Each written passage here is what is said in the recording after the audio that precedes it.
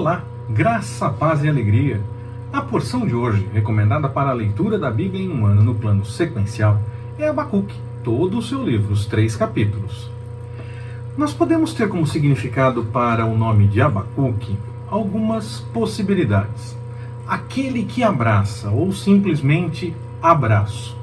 Também é possível compreender algo como consolador, ou aquele que oferece o braço, ou os braços, dar o ombro, algo assim, em uma clara alusão à capacidade de se fazer presente em momentos difíceis para quem está ao seu redor. A origem teria aí a junção de algumas palavras hebraicas e então, por isso, essas possibilidades diferentes de tradução, mas sempre apontando para o mesmo contexto. E mesmo numa tradução, às vezes nós não fazemos a tradução literal, nós trazemos para o contexto atual, para o contexto da própria língua, às vezes é preciso dizer até palavras diferentes para que possa significar a mesma coisa em outra língua. Então, é mais ou menos nesse sentido de consolo, de estar presente, de estar pronto a ajudar e a consolar aquele que está precisando. Além do que nós lemos no seu livro, nada mais pode ser encontrado a respeito da sua biografia em nenhuma tradição extra ou algum documento reconhecido hebreu.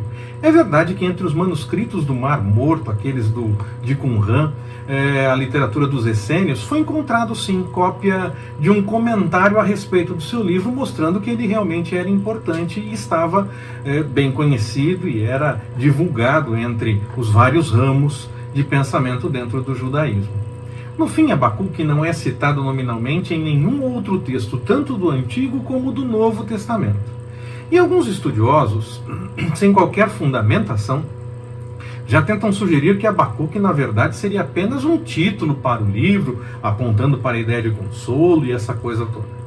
Aí ele não seria um personagem histórico de fato, mas o texto parece apontar numa direção diferente. Logo no primeiro versículo do livro, nós já notamos que Abacuque deveria ser bem conhecido na sua época.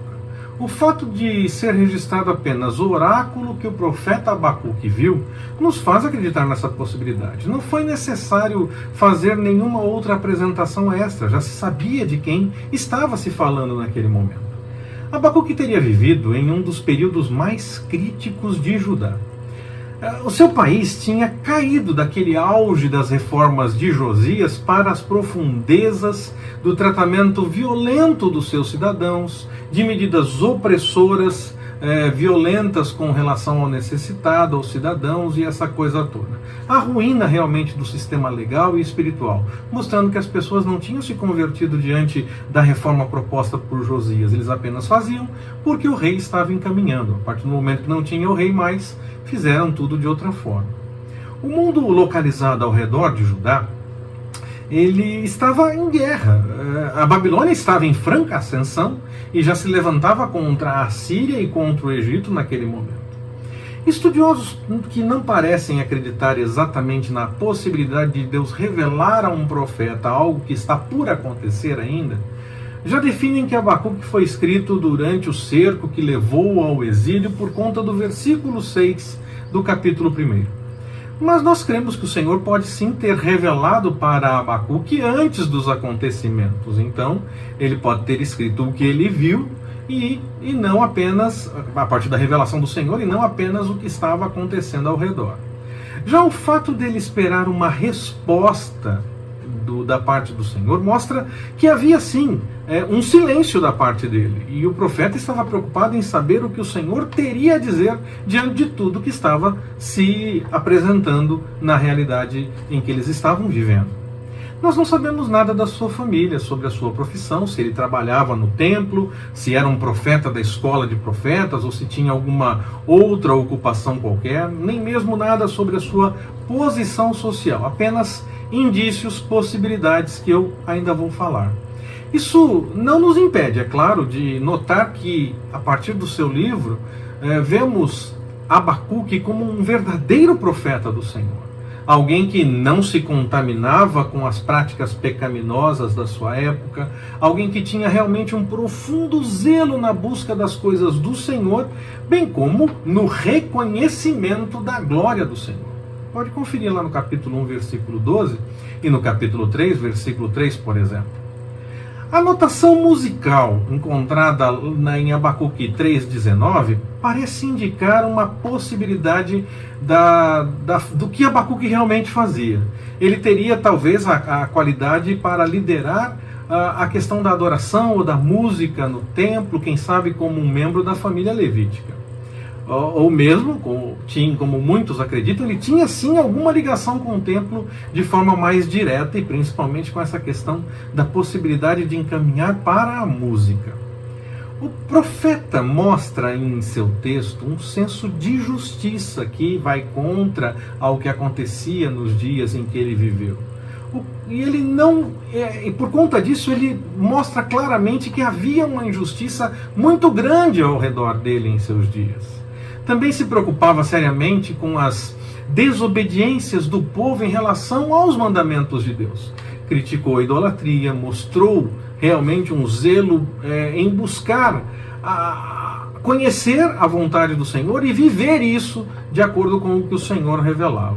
Nós podemos notar isso através do que nos é revelado através dos seus diálogos com Deus, através até mesmo de diálogos que mostram questionamentos dolorosos e súplicas claras diante de inquietações por conta do que estava acontecendo.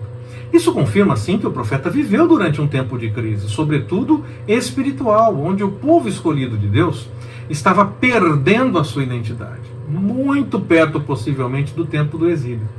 A preocupação com esse silêncio do Senhor, quando ele diz: até quando, Senhor, eu clamarei e não escutarás, ou gritarei violência e não salvarás.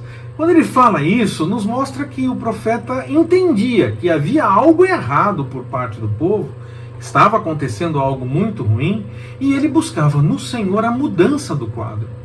O questionamento não era motivado por uma incredulidade ou simplesmente um questionamento por questionar a Deus, mas ele mostra que ele não tinha dúvida, ele tinha certeza da ação do Senhor. Então, pelo contrário, não era por dúvida ou por questionar o que Deus estava fazendo. Ele questionava o que o que precisava de mudança, o que ele entendia que precisava ser encaminhado de outra forma, o consolo, o apoio, o cuidado e o direcionamento do Senhor. O seu texto deixa claro que ele sabia sim da soberania de Deus e sabia dessa soberania sobre tudo.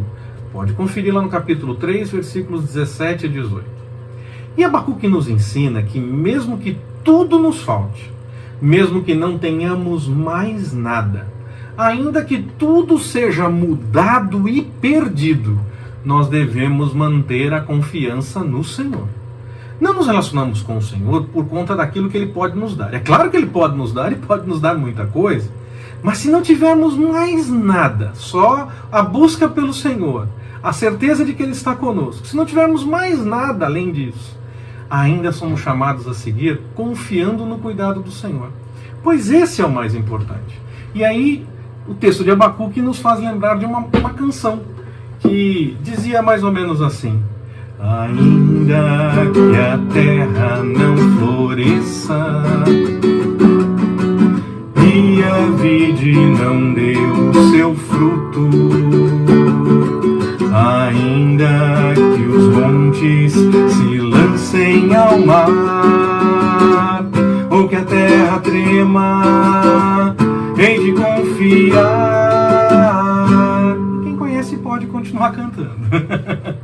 Nós observamos o texto de Abacuque e vemos que ele nos dá um exemplo muito grande. Se nós conhecermos realmente a sua história, nós poderemos meditar e aprender que ele, na verdade, mudou.